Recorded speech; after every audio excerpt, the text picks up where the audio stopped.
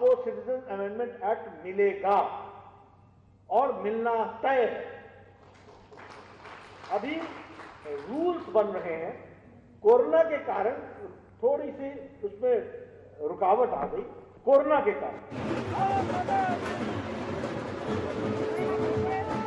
एक बार फिर नागरिकता कानून का जोर सुनाई देने वाला है।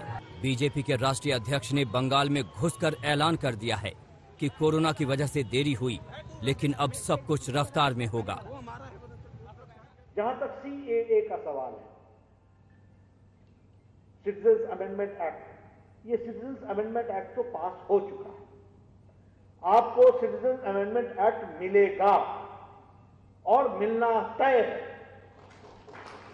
अभी रूल्स बन रहे हैं, कोरोना के कारण थोड़ी सी उसमें रुकावट आ गई, कोरोना के कारण। लेकिन जैसे जैसे कोरोना हट रहा है वैसे वैसे रूल्स भी तैयार हो रहे हैं और वो बहुत जल्द आपको उसकी सेवा मिलेगी। इसको भी आप ध्यान में रखिएगा और इसको हम पूरा करेंगे। आपको याद होगा कि कोरोना की शुरुआत से पहले तक ममता बनर्जी के खिलाफ बीजेपी ने सीएए को अपना हथियार बना रखा था। उसी हथियार को फिर से धार देने की कवायद शुरू हो गई, लेकिन दीदी ने भी ऐलान कर रखा है कि कुछ भी हो, उनके रहते बंगाल में नागरिकता कानून लागू नहीं होगा।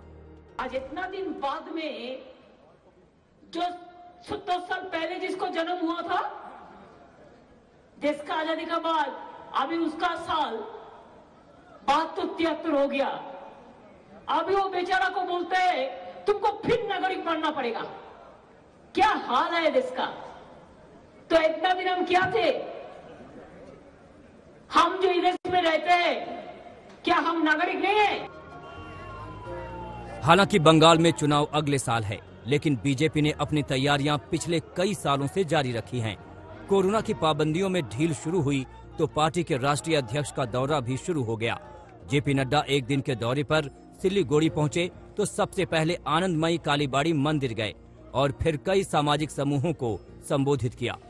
बीजेपी के राष्ट्रीय अध्यक्ष ने सूबे की सीएम ममता बनर्जी पर फूट डालो और शासन करो की नीति अपनाने का आरोप लगाया।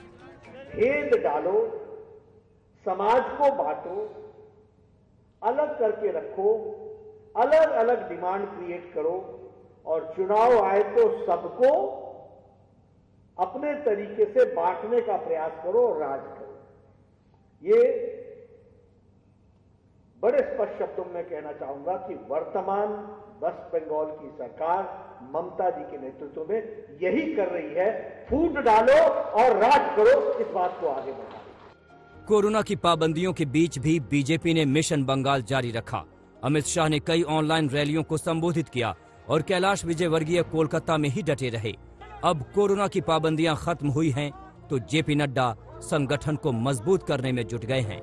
आज तक ब्यूरो।